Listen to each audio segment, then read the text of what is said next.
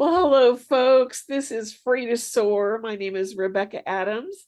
And as always, I have my great sidekick. I have Becky Vermeer with me tonight. Ooh. Oh, we couldn't hear it. Oh, it's that high pitch, darn it. Here we go. Yep. Hello. Perfect. We heard that one. Forgot about the high pitch tonight, darn it. Yeah, we just can't hear it. I don't know what the deal is with that, but we just Used to be can't. able to. I don't know what happened. I have no clue. And it was the same microphone. Same microphone, same setup, same everything. Who knows? Who knows Same exactly? technology, great. Oh, it's lovely. That's why I want to throw my computer out the window half the No, time. don't do that. It's pretty new, isn't it? It is. It Yeah. is. But on Saturday, I went to edit and I couldn't get the thing turned on. Oh Yeah. no. Oh, yeah. Oh man, that's bad. It is bad because I thought, well, then that means we wouldn't be able to record Monday night. I wouldn't be able to edit, put anything on YouTube. So, yeah, there are times. Well, I'm glad you got that worked out. That'd have been bad. I know, right? I'm very glad about that. So what kind of socks do you have for us tonight? Oh, I got a groovy pair of socks for you tonight. Oh, I love it. Love that word. That's Groovy? yes, that's from my generation. So, you and I have talked before that we have a similar characteristic trait, and the fact that both of us tend to be introverted people. Oh yeah. Yeah, so I've got my socks tonight say, "Go away, I'm introverting." I'm gonna have to look for those socks on YouTube. Or I mean on what am I saying? On Amazon. Yes, they're one of my favorite pairs of socks. They suit me to a T. Yeah, that is me. And that's why I enjoy working at home by myself. And I Yeah. enjoy just being home by myself because I'm like that cell phone that has to be plugged in. Occasionally, when I wear this pair of socks to work, because I do wear them to work, if somebody's starting to wear me out, not the residents of the shelter ever, but Right. if one of my employees is starting to wear me out, I hold up my foot and I say, "Read these socks." You got to give me a break right now. I'm Right. trying to introvert. You're not letting me be introverted. And I'm sure if that's Sunny that you show it to, that she probably comes back with something smart aleck, right? Not just Sunny. Pretty much, we're at the place pretty much right now in my life at the kind of where if I say something in ornery and sarcastic to an employee, doesn't matter who it is, they're going to shoot it right back at me. So I love it. I love yeah, it. we got a great team. That's fantastic. Yep. So what kind of earrings you got going on there tonight? I can These are see them. made out these are made out of wood. Are they really? They really are. And they're the lightest things. Oh They're wow. just as light as a feather. Huh. I just How love about that? these.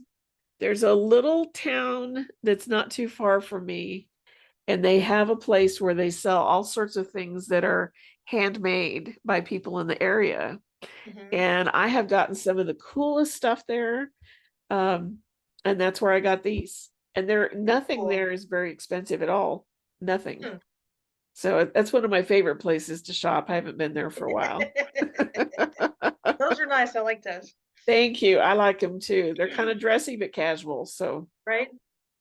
yeah, exactly. Address whatever situation you find yourself in. Yeah, they really do. That's good. So remind me, what were we talking about in our last episode about green lights? We've been talking for a little bit about green lights. And so, we like to try to put a positive spin on things. And so when someone has come out of an abusive relationship, they've gone through the healing process, and let's say they're on the other side, it's not uncommon to think maybe I'm at a place in my life where I'm ready to start a new relationship. And so we do classes in our support groups and such about red flags of abusers. What do they look like? And if you see this red flag, it's not a conclusive, this person is going to be an abuser, but it is okay, this is something to watch out for. Mhm. And so we were having a conversation at work a while back, and one of my employees posed the question, why don't we ever talk about green flags or green light? The go, what's the go sign? So we're warning people what not to pursue. Why aren't we helping people figure out what to pursue? And so that's where this topic of green lights or green flags, whatever you want to call them, came from. And so we've been talking about this for the past couple of weeks, taking a look at healthy relationships versus unhealthy relationships versus abusive relationships. And they're all three different entities on Mhm. the relationship spectrum. I just made up a new phrase, relationship spectrum. How was that? I like that. And we're all on the spectrum somewhere. Even if we are introverts, right? Exactly. Even introverts are on the healthy, unhealthy, or abusive spectrum somewhere. Yep. So what we've been doing for the past couple of weeks is we've been talking about what do things look like in a healthy relationship, comparing that to what does that same dynamic look like in an unhealthy relationship, comparing it to what does that same dynamic look like in an abusive relationship. And so let's step back for a second and explain once again the parameters between unhealthy and abusive because they're two different things. Yeah. So you can be in a relationship with someone, or you yourself can be in that relationship and bring unhealthy behaviors to that relationship. An unhealthy behavior does not make you an abuser. No. It makes you someone with unhealthy behaviors. And Mhm. so someone with unhealthy behaviors can learn healthy behaviors to replace those unhealthy behaviors with. Mhm. Let's go back to an abusive relationship. Remember, that's a relationship that's motivated by power and control. There's a specific reason an abuser does what an abuser does, and that's to maintain power and control over the victim. It's done with a specific intent and purpose in mind. So the difference between abusive and unhealthy, there's no attempt to maintain power and control. There's honestly no attempt to have a specific outcome or a specific behavior in mind. It's just, I have bad behavior and I'm spewing it out always. An unhealthy person can be in a relationship with a healthy person. And then that causes its own set of chaos and confusion, we'll just call it. But again, that doesn't make the unhealthy person an abuser because they're in a relationship with a healthy person. They're just unhealthy. Mhm. And so we need to keep that in mind. And so we've been going through a fairly lengthy list of flags, green flags. And so I'm going to pose one to you tonight. This is a good one. And we've touched on it, we've talked all around it, but we haven't actually talked about it. And so the healthy behavior that's a green flag that I'm going to throw out tonight is called setting boundaries. Mm. So, what does setting boundaries look like for you, or what does it mean to you? I am just beginning to learn how to set boundaries because I've never had that modeled before me in my growing up years. Mm-hmm. Um, and so I'm beginning to learn. But let's say somebody is trying to get me to go out to eat with all of my coworkers, and I just don't feel up to it. I had plans to go home and get in my PJs and snuggle up with my dog in a blanket and watch a movie. That's it. That's all I want to do. And that's what I need to do for my own emotional health. Mm-hmm. So if I'm going to lay down a boundary and stick to it, I'm going to say, no, I'm not going to be able to do that tonight, maybe another time, Mm-hmm. and then just go on about my business. So, do you feel like you have to explain it? Like, my plan really is to go home and put on my jammies and cuddle with my dog and watch a movie. Do you go on and explain it? I have in the past. I have done that. And Mm-hmm. no, I am learning that that's not what I don't have to do that. I don't Right. owe them any explanation whatsoever. My answer is no, and it's no, and Mm-hmm. maybe another time, but not tonight. Good. Yeah, that's perfect. And so, when you're in a relationship with someone and you're talking about setting boundaries, it might even be, well, you and I, we just talked about it with my pair of socks. You and I are introverted people. Introverted people like to spend time alone. Mhm. And so you can be in a healthy relationship with another person and still enjoy spending time alone. Mhm. And so, how you would know that it's a relationship green flag would be, hey, I know that typically we go out to dinner on Friday nights, but tonight I really just want to go home and relax. And so I'm going to beg out a dinner or whatever it is. A healthy person, a healthy partner will say, hey, that's fine. Go spend your time alone. I'm okay with that. That's what a healthy relationship looks like. Mm-hmm. And so you don't have to spend all of your time together. You respect each other's needs for time and space apart. Mm-hmm. I want to hang out with my friends. You want to hang out with your friends. It's fine. We come home together. You know what I mean? Like all of that's fine. And so not one person is trying to say, you can't go do that. You have to spend all your time with me. Or if one person in the healthy relationship says, I'm really not comfortable with going out with that particular friend group, and there's a legitimate reason for that. In a healthy relationship, the other person would say, I hear what you're saying. I respect what you're saying. They may still choose to go out with that group of friends, or they may say, you're right. I need to start weaning myself away from that group of friends or whatever it is. But both people feel like they have a right to express an opinion in that scenario. Mm-hmm. That's a healthy relationship, and that's a green flag. Like if you got somebody who's willing to communicate through those things with you, respect you setting your boundaries, not wanting to push you past the point. Working with the population that I work with, there are people who start new relationships and they don't want to tell the new person that they're in a relationship with their entire life story. There's pieces they would prefer to omit. They're not lying, they're just omitting. They want to keep that out of this new relationship. If you're in a healthy relationship with a green flag, that person will say, I don't have to know everything there is to know about you. Mm-hmm. You had a life before we met. What you choose to share with me about your life, I will receive and appreciate the fact that you shared it with me, but you don't have to share everything with me. If you find yourself in a relationship with someone who can't deal with the fact that there might be parts of your life that you're going to omit, that's not healthy. There's not one single person on this planet that you have to trust every piece of you with. There might be. You might build a relationship with someone where you're completely comfortable from birth to today saying everything that you remember, but there may not be, and that's okay. And you can still have a healthy relationship with someone and not know every single thing about their past. Thank you for giving us permission to do that. Yeah. And so if you meet someone today and you really enjoy their company and you really get to know each other and you really do see a future, but they say, hey, tell me, you keep alluding to this one bad night. I want to know about that one bad night. And you say, I don't want to tell you about that one bad night. They explode and scream and yell. Guess what? They're not healthy. And they're not respecting your right to set that boundary. I'm not saying they're abusive. Remember, there's a difference. Right. But that's not healthy. Right. You do not have to tell any one person all of your stuff, including a therapist. If you go to a therapist and you say, I don't want to talk about that one thing, you don't have to. Mm-hmm. Is it possible that not talking about that one thing could impede your growth? Sure. But do you have to? No. You hold all the cards on that. Mm-hmm.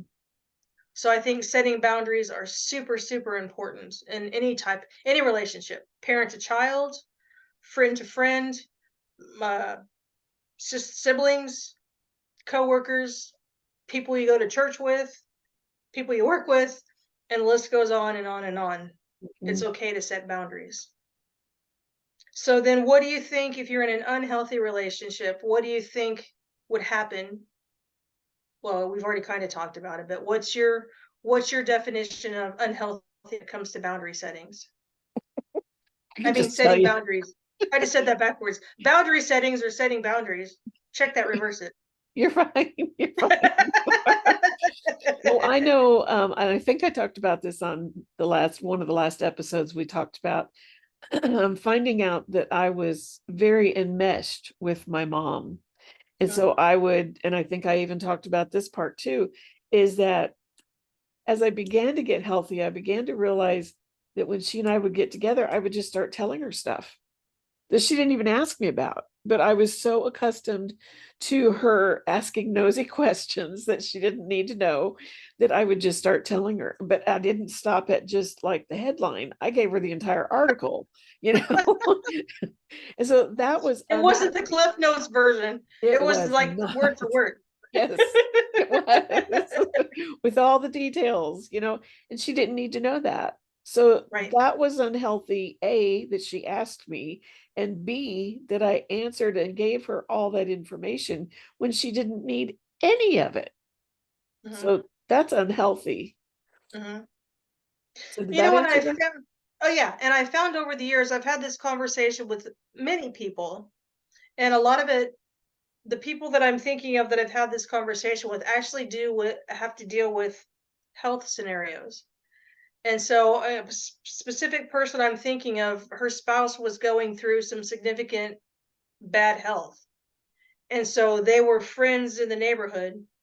Everybody kind of knows everybody, and people walk their dogs, that kind of thing. And so they see each other all of the time. And so this particular person I'm thinking of was becoming exhausted because her own inner struggle with trying to deal with her spouse's health issues. And then she would try to take a walk with her dog to kind of center herself and find her peace. And all along the roads, the neighbors would be like, "Hey, how's your husband? Hey, how's your husband? What's going on here waiting today?" And she did not have the ability to enforce the boundary. And so she felt like because they were friends, she was obligated to answer that question 6, 7, 8 times a day. So any of us know if we're trying to heal through something, reliving it and reliving it and reliving it traumatizes us. And so all of those people, I think, were probably legitimately asking out of concern and Mm-hmm. care. Mm-hmm. But guess what? It's none of their business. Right. They didn't need to know. And so I taught this person one simple phrase: "He's fine. Thank you for asking." Mm-hmm. Or, "I appreciate your concern. Thank you." So if he's not fine and you don't want to be a liar, don't say he's fine. Say, "We appreciate your concern. Thank you." Mm-hmm. But what if they have questions? You don't have to answer them because it's your story. Yeah. And so we're not talking intimate partners here, we're talking friendships. Yeah. But friendships can even be unhealthy if they try to push your Mm-hmm. boundaries farther than you're willing to go. Mm-hmm. So, learning how to set boundaries, it's best to do it with a trusted person in a Mm-hmm. trusted space where you start learning how to say no, or you start learning how to say, "We're fine, thank you," or, whatever it is. When you start practicing on that, then you can build on it and you can build on it. But a lot of people don't initially arrive on this planet with the ability to set healthy boundaries. Right. So, yeah, that's just another scenario. So, what do you think boundaries look like in an abusive relationship? There are no boundaries. The abuser does what he wants when he wants, and you don't get to lay any boundaries down because it may be dangerous for you to do so, Hmm. and most likely is. Hmm. So you Yeah, can't say, but you go can't ahead. say, well, I don't want to go to your mom's house today, or I don't want to do this thing, or go out there for dinner. I want to eat at home, just a quiet dinner, just the two of us, which wouldn't really happen in an abusive relationship, but Right, you know, right. but I mean, you can't speak your mind on what you desire or on any kind of a boundary at all. Yeah.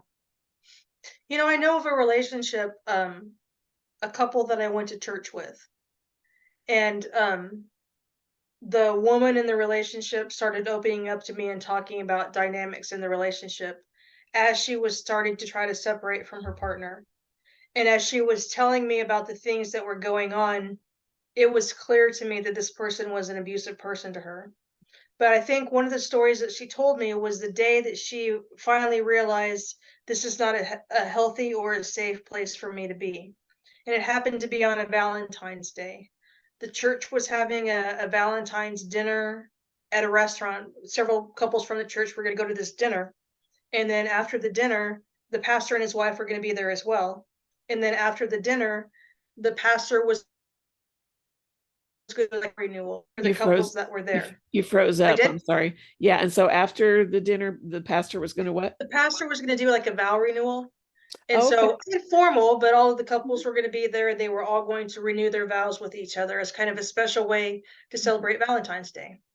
Well, apparently, this particular couple during that day, the husband had been so abusive, berating and name calling and putting down. She had been in tears basically most of the day. So when the time came to get ready to go to the dinner, she said, I'm not going to that dinner tonight. Good.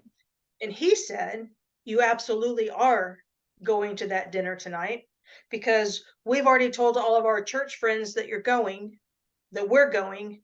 We're going to go. You're going to smile. You're going to participate. And when it comes time to renew vows, we're going to renew our vows. And so she was devastated and managed to pull herself together and went and vow. But it was after that that she came to me and she said, I can't stay in this relationship anymore. Like the torture that I endured all day to then have to go and put on this happy face and sit with this person who was the life of the party while nobody knew what had taken place in my life all day long. And I had to sit there and be loving and interacting and joyful. It was horrible. And so that person had tried to set a boundary. I'm not going to go and I'm not going to do that. But the person she was in a relationship with was a stone cold abuser who's like, you're going to go. Mm-hmm. And so she did. But it was following that that's when she really started putting the pieces together and saying, I can't keep doing this. That was so detrimental Mm-hmm. to her emotional health as much as anything. He didn't physically abuse her that day, but she felt like she'd been through the ringer, so to speak, all day long. So there's no such thing, you're right. If you're talking about an abusive relationship, there's absolutely no such thing as a health boundary. Oops, you froze up again. There's Why am I absolutely, freezing? yeah, I know. It's been doing this ever since we logged on together. Um, so just pick it back up with you're exactly right that there's no such thing as There's no such thing as setting a boundary in an abusive relationship. It's mm-mm, not safe. mm-mm, Somebody's going to get hurt. It's mm-mm, just not safe. no. So then the next green flag that I want us to talk about is called practicing consent. What does consent mean to you? That I'm giving permission Okay. for What are you whatever. giving? Mm-hmm. Yeah, I mean, you fill in Yeah. the blank. Yeah. I'm giving consent that I'm going to marry you. I'm giving consent that we're going to go out to dinner tonight. I'm giving consent that I want to go to the movies with you. Mm-hmm. You fill in the blank. I'm giving consent that I want to buy this house with you or whatever it would be. Yeah. This one's talking more specifically toward consent to sexual activity. Mm-hmm. I think, and I'm Yep, going to do back and get a little bit on a you froze up again. seriously. Where did I stop that time? Go ahead and pick it up with you're talking about how did you say it? Sexual activity. Go ahead and pick Yeah. it up from there. It's primarily referring to sexual activity in the relationship. And so I'm going to get on a little bit of soapbox for a second and talk about that word consent. Because I feel like the second that we start talking about sexuality with children, and we start talking about it younger and younger and younger in the world that we live in, we have got to make sure that we're teaching that word consent. We need to make sure that boys and girls both alike understand what consent means and what it looks like. And then part two is the person that we're with in a place where they're able to actually give consent. Mm-hmm. We have all kinds of issues come up. We're talking about sexual assault specifically, and a person rapes someone and they say, well, she gave me consent, but she was intoxicated and drunk. So how could she give you consent? Right. So we take a look at that. But so practicing consent is talking openly about sexual behaviors. It's also talking about reproduction if you're interested in having children, what you're willing to participate in, what you're not willing to participate in, and creating a safe space with two people where both people have a right to have an opinion, both people have a right to be heard. And then at the conclusion of that conversation, if you're in a healthy relationship, both people agree this is what our sexual relationship is going to look like. This is what childbearing and child rearing is going to look like for us, et cetera, et cetera. And that can be done when you have two healthy adults coming together in a relationship. Mm-hmm. In fact, what I would say to you is the best relationships are the ones that talk about it before there's any type of physical intimacy that takes place. What does Excellent it look point. like? When is the right time? What place will we both be in, et cetera, et cetera. Mm-hmm. If there's one person pressuring another person, if one person's not feeling comfortable, then it's not place. Okay, And say that I'll last refer a phrase little, again. If there's one person that's it's the comfortable. wrong, if only one person's comfortable and the other person's not, it's the wrong time and it's the wrong place. And so I think talking about this behind setting boundaries is a good place to talk about it, Mhm, because you see, you've realized with each other that you can set and you can enforce healthy boundaries. This is just another place, mhm. another piece of that boundary setting place. And so when you have the conversation, when you're talking about consent and both people are on the same page, that's a green flag. You're moving into a healthy relationship. Definitely. Yeah. So then what do you think consent looks like in an unhealthy relationship? Well, it could go either way, really. It could be that the person doesn't have a voice, they don't know how to use that voice, and so they don't give consent, but the other person takes anyway. Yeah. Or it could be, see, how would the other way be? I mean, well, if it's, you help me with that one. Okay. What Yeah, would because the other let's, way be? if we're talking about consent in an abusive relationship, let's jump to Mhm, abusive right now. There's mhm. no such thing as consent in an abusive relationship. Nope, The abuser determines when sexual activity is going to take place, how sexual activity is going to take place, how often, in what way. I don't need to go into the gory details, but the person who's not the abuser in that situation has no right to have a say so about it. And nope. I'll share a story that I've shared before in podcasts past when we talked about sexual abuse. One of the big ones that I see when I'm working with people at our shelter is refusal to allow contraception. Because what Mhm, we see is the more children a woman has in an abusive relationship, the harder and harder it becomes to leave the abuser, mhm, because she's got more people that are dependent on her. mhm, And so a natural abusive relationship would be also you're having another child, whether you want to have one or not.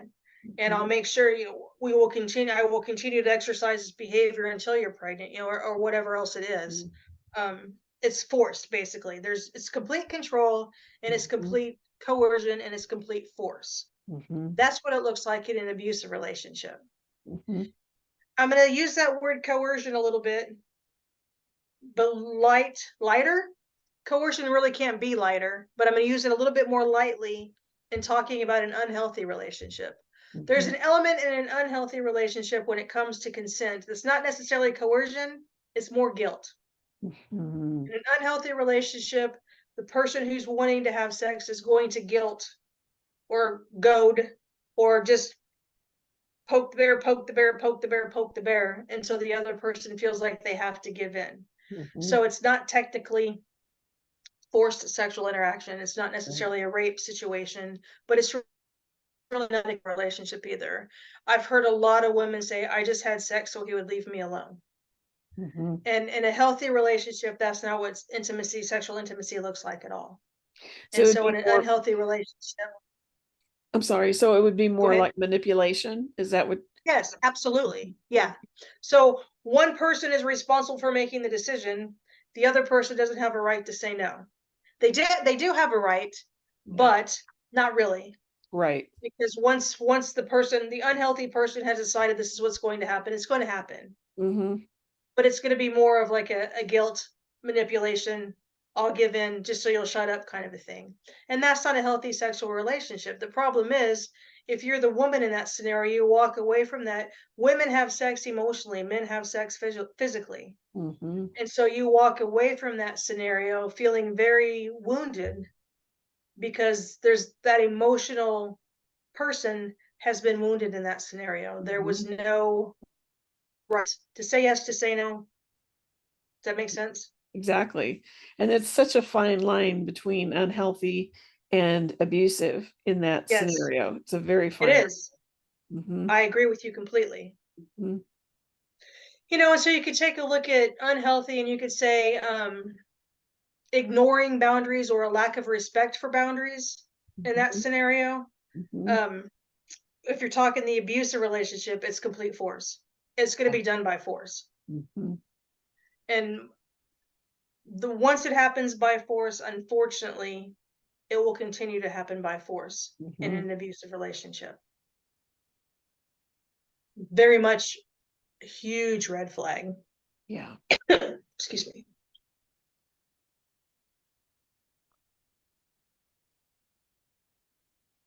Okay, so there's one other. Do you have anything else to say about that particular topic? No, that's good. Thank you. Okay, so there's one other thing that is a great relationship green flag, and it deals around parenting. Okay. What and so you're talking about parenting, and it's comparenting supportively. You communicate together. If we have children, how will we raise our children to be? What is your parenting style? What's my parenting style? What's your disciplinary style? What's my disciplinary style? Do those two things mesh? The healthiest relationships who raise children, the people that are the healthiest when they raise children together, are the ones that have talked about all of those things before they ever get pregnant. Mm-hmm. So we've already talked all the way around what this is going to look like. You've said I want to say we meet somewhere in the middle to where we're both comfortable and we both agree.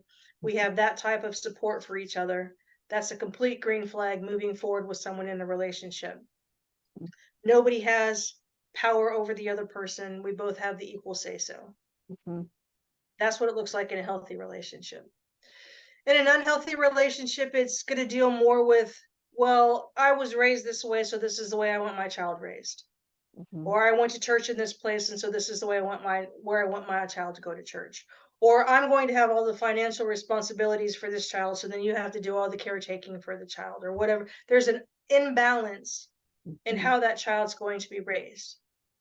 And not one person, the person who's being the unhealthiest about it is not going to say, okay, I'm willing to bend, or I'm willing to learn differently, or whatever else. That person's going to feel like they have more control in that situation. What do you think it would look like in an abusive relationship? Well, what happened with us, I know, was that, yeah, we talked about it a little bit, but what was carried out was not what we talked about. Mm-hmm. And so here comes the child disobeys, and just, well, let me back up a little bit. So our little girl was 5 months old. No, she was a month old, excuse me, 1 month old.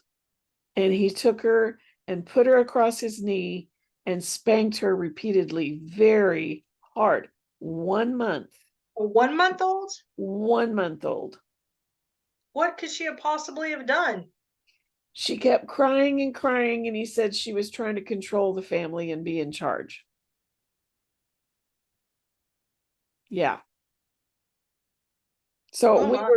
we were so totally not on the same page on that. And that was not what we had discussed. I mean, he never said he was going to take our infants and spank them. And I knew right then and there I should have left him, but I loved him. Mhm. Yeah. So would he respect anything you had to say about that? Oh, no, not at all. By this time, he had already shown that he had no respect for me.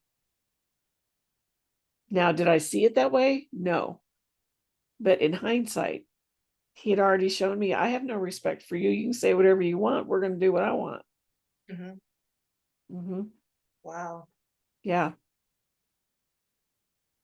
Yeah, Next. so that's not just unhealthy, that's abusive. Yeah, definitely. He definitely crossed the line. Mm-hmm. And I would challenge our viewers, next time you see a 1 month old, picture that child. You're watching your spouse, put them over their knee and spank them over and over and over hard. And that's Yeah. all traumatic for you as well. Oh, it was. It was. And how do I know that it didn't cause brain damage? I mean, their brain is still developing at a month old. Mm-hmm. Wow. Yeah. So your daughter's your youngest? Oldest. Oldest. Okay. Mm-hmm. So then, wow. Did he do that with your other children? Things like that? Not at that age. You know what I did? I could not stand to see that. So I called his dad. His mom answered the phone, And I asked to speak to his dad, and she said, "What's going on?" She knew. Mhm. And I said, I just need to talk to dad. And she said, "Oh, okay." So she brought him to the phone, and I told him what had happened. The next time he saw his son, he said, "You will never do that again. Do you hear me? There is no infant that needs to be spanked like that."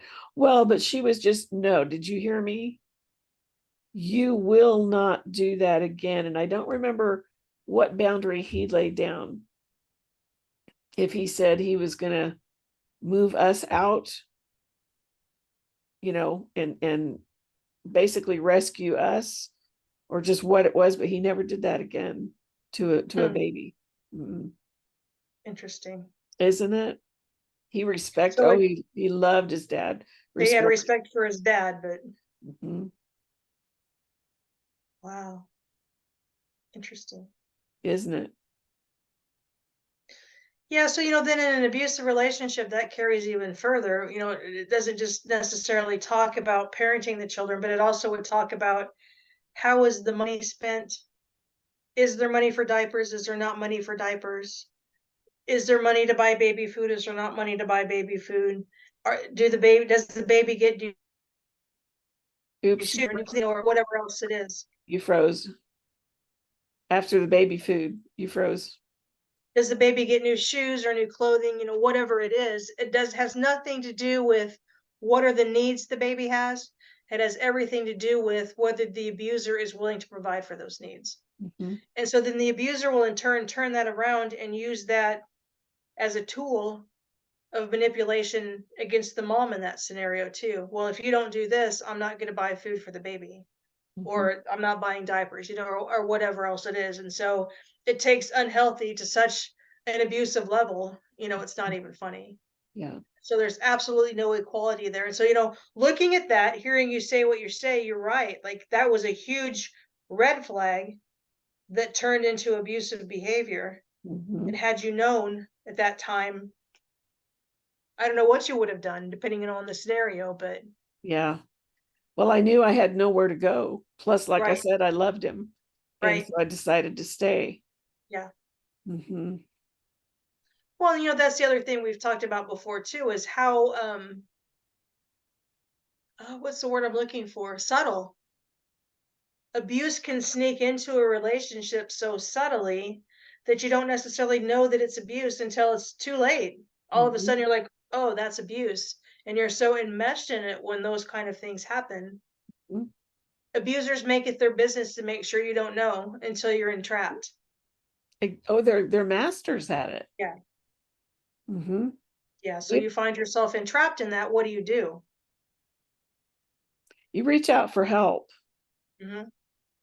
You reach out for I'm help. glad you had a father-in-law that was willing to have that conversation with you, and I'm glad that he was willing to intervene. I mean, that's great that he was Mhm. there to support you and help you. I'm sure that meant a lot. Oh my goodness, yes. We had a good relationship.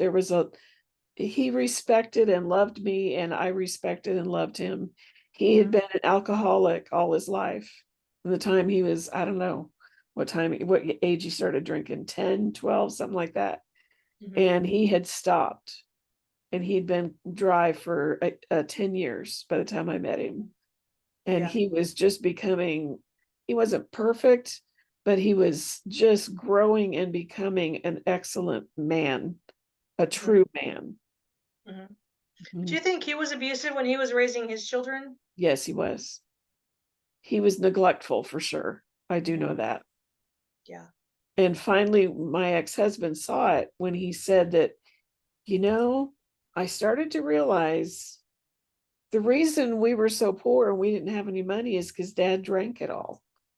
It wasn't that he didn't make good money, he made good money, but we didn't have anything. There was nothing left over for us because he drank so much. Hmm. Yeah. And he wasn't like a mean drunk, he just was constantly drunk. Wow. Yeah. That's interesting. Yeah, but he was also verbally abusive for sure, because he and his wife would both tell my ex-husband that you're never going to amount to anything. That's so damaging. Oh, it's terribly damaging, especially to a man, because one, a man kind of defines himself by the work that he does and how he does it. And so, yeah, that is damaging. You're right. Mm-hmm. Hmm. Yeah. So that's all the green flags that I wanted to talk about. But one thing that I did want to share is we had kind of shared some quotes by some people who were asked about what does a green flag look like in a relationship. And Mm-hmm. so I have a few that I thought I'd share with you, and maybe you can kind of share your opinion with them if they resonate with you at all. Absolutely. So a green flag for one person says unselfish behavior, humbleness. That's good. Hmm. Here's my favorite. When they can take a back seat and acknowledge that you know more than they do on a subject. You'll have to repeat that. You froze. When they take a back seat and acknowledge that you know more than they do on a subject. That's my favorite. I love that. So, healthy relationships, it's okay for one person to know more than the other person about a subject, and the other person doesn't get offended by that. And see, that's one thing I'm beginning to see about my ex. I really believe I'm beginning to see that he was envious of me and he was jealous of me, whether it was maybe one area where I knew more than he did or whatever. Oh, he was threatened by that. Yeah. Mm-hmm. You know, and I think a lot of people that have come out of anything, an unhealthy type of relationship, can really relate to that. Yeah. If you've ever been in a relationship of any kind, whether it's a friendship relationship or a work relationship, wants to be down because you know more than they do, Yeah.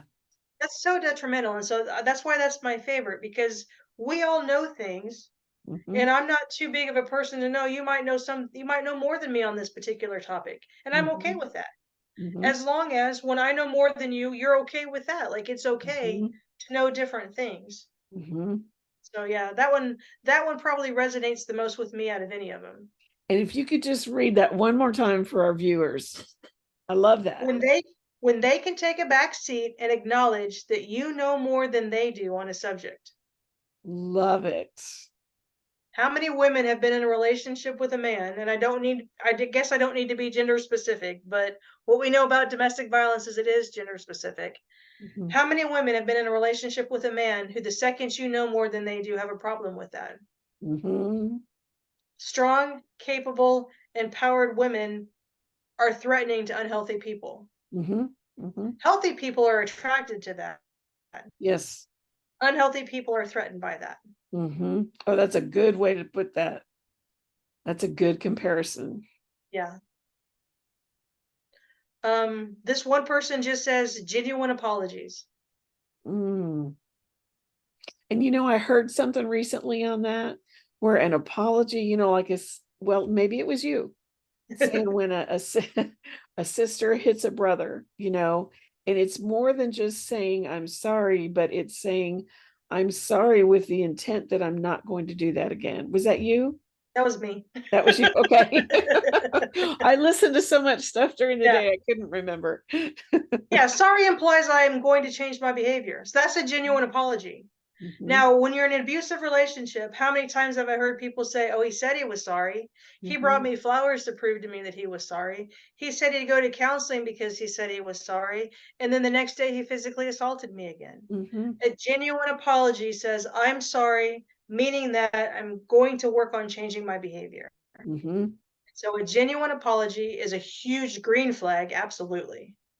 I love that. And they It carry it out. acknowledges, huh? And they carry, I'm so sorry, and they carry it out too. Yes.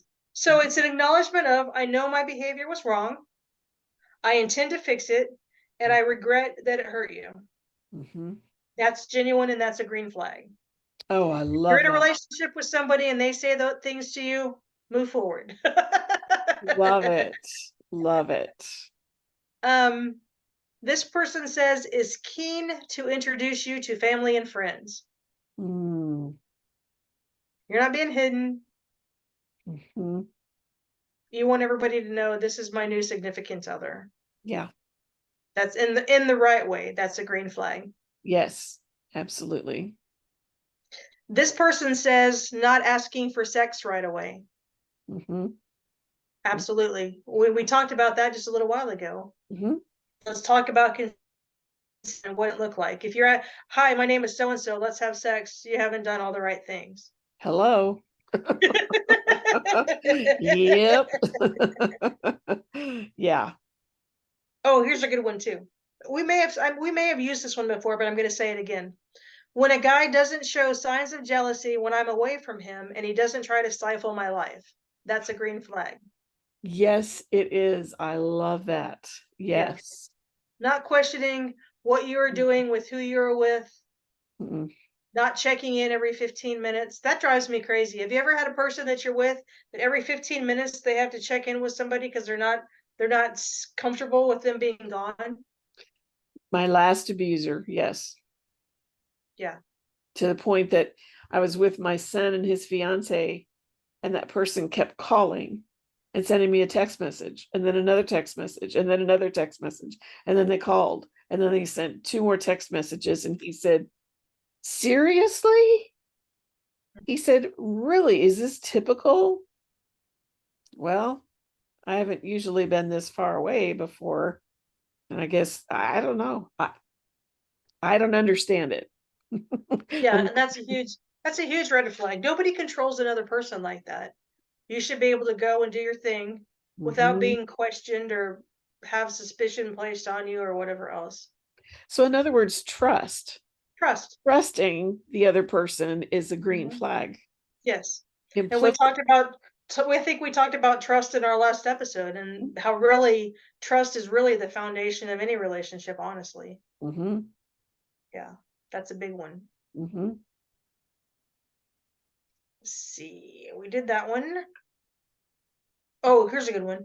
When the person's actions match their words, from the smallest of things to the most important, this proves honesty, sincerity, faithfulness, and a sense of safety. Yes. Genuineness,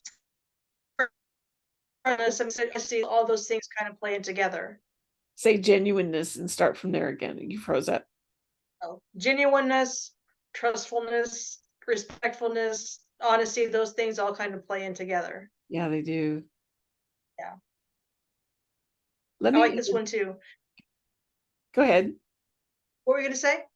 Let me just interject one while I'm thinking about it. So Okay. I met with a friend yesterday for lunch. She was talking about how her daughter, who had been in a really bad relationship, and she said, Mom, I'm never getting married again. And she was set on that, dead set on it. Well, there was somebody that she had dated, I don't know how many years before. It'd been a long time. That person had moved away. And he finally called her and he said, you know, there's nobody else that will do it for me. You are it. And so he came back to the area, and he came and saw my friend who is the mom. And he said, I want to ask permission for your daughter's hand in marriage. And Just here, that quick? that quick, because they had known each other, they had dated for so long before. Right. And he said, I know that she's the right one. And he treats her like a queen, the mom said. She said, Mom, he's always like hovering over me, taking care of me, you know, making sure, do you need this? Do you want that? Do you? And she says, really? I mean, she'd been a single, I think she has kids from her other relationships. I don't remember. Anyway, she was just like, I've done this for myself for so long, and has built up her own very successful business. And she said, and her mom looked at her and she said, honey, that's what you want. Mhm. You want somebody who is just insanely in love with you and will take care of you, provide for you, protect you. You want that. Yeah, definitely. Hmm.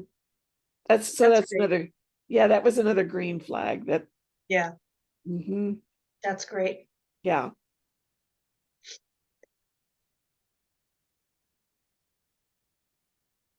Doesn't blame the woman. I think we may have used this one before, but I'm going to say it again. Doesn't blame the woman for why past relationships didn't work. Doesn't belittle you in public or private. Doesn't mind attending family gatherings. I like that doesn't blame the woman for why past relationships didn't work. And so what that means is if you're entering into a relationship with a new man, that new man is not saying she was crazy. Yeah. She was psycho.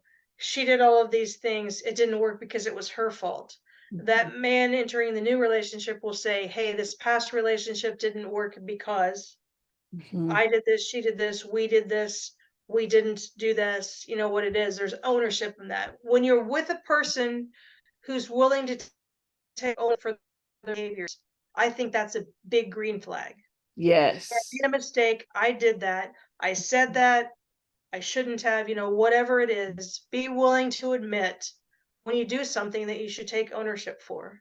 Absolutely. Healthy people do that. Unhealthy people Mhm. lie. Mhm. Unhealthy people pass the buck or pass the blame. Mhm. Or ignore the But if you're with question. someone, right. But if Mhm. you say, hey, why didn't your relationship work out with your ex? And the answer is, she's crazy. She's psychotic. That's a huge red flag. That's good.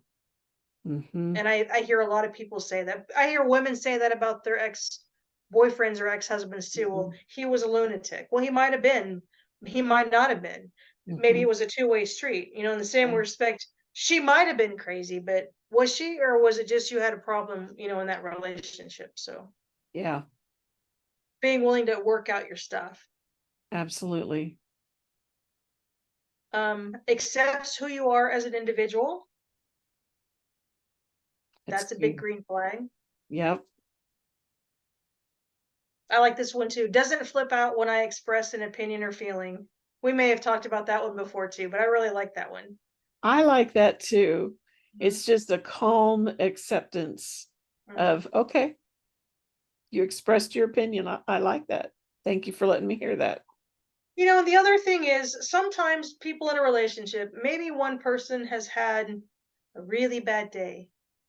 There's been maybe a big buildup at work, or there was a horrible accident on the way home, set in crazy traffic for an hour and a half, or you didn't sleep well, you're not feeling well, whatever else it is. Healthy people sometimes feel the need to vent. And it may be that they vent a little bit too much. And, they're spewing this negativity or this horrible opinion about this thing. You don't have to fight with them. You don't have to receive the negativity, but you can just sit with them in their angst. Hmm. And Yeah. there's a lot to be said for a person who's willing to sit with you in your angst. And you just Hmm. need to vent. How many times have you heard that expression? I just need to vent. I Hmm. don't need you to fix it. I don't need you to judge me for the way that I'm venting. I don't need to hear how you feel about me when I'm venting. I just need to vent. And Yeah. when I vent and I've gotten it out of my system, then we can have a conversation. But sometimes if you're my safe person Hmm. and I want to spew forth all of this stuff, let me spew forth all of this stuff. Hmm. Don't take it to heart. Don't be offended by it. Don't fight with me. Hmm. Healthy people can do that. Hmm. And I know a person whose husband likes everything, and she's Oops. adapted this. You froze up. Her husband is what? I know a person whose husband likes to solve everything. If she has an issue, he likes to solve it. She doesn't want him to solve it, but they've been together long enough that she's picked up a phrase that he receives. I need to talk to you about something and I don't want you to fix it.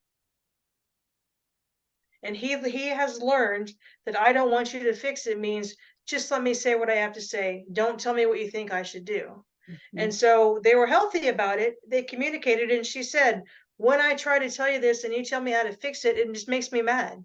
Hmm. I know how to fix it, but sometimes I have to tell you, I just need to get out how I feel about it. So she has adopted that phrase in her life. I just need to talk to you and I don't need you to fix it. Hmm. And so he says, okay. And he respectfully sits there and mostly just listens. And Hmm. she spews it all out and gets it out of her system. And then they have a conversation. But before her saying, I don't need you to fix it, he tried to fix it. She was the unhealthy one then, because then she'd lose her Whoops, mind you in a froze. argument. You froze up again. So she would lose her mind, you said?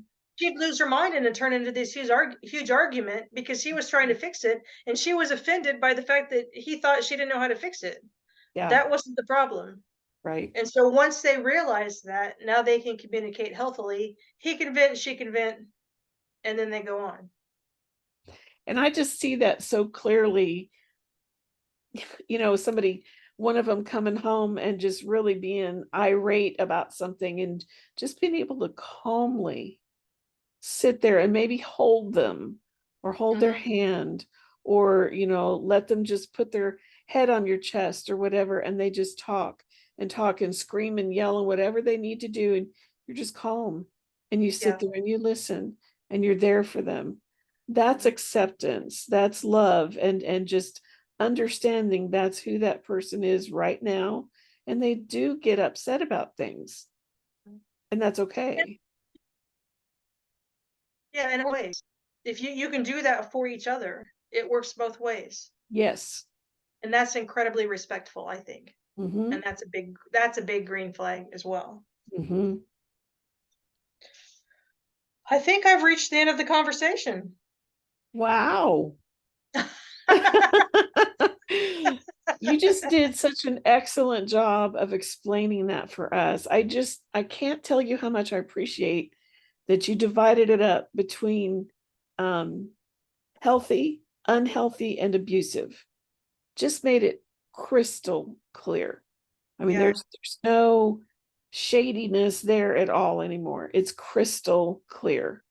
Good. I hope so. Yeah, thank you. Yeah.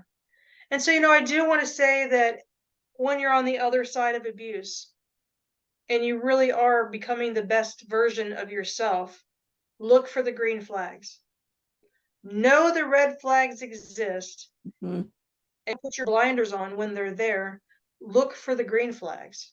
We're so quick to look for the red flags that one person can say something wrong and we're out.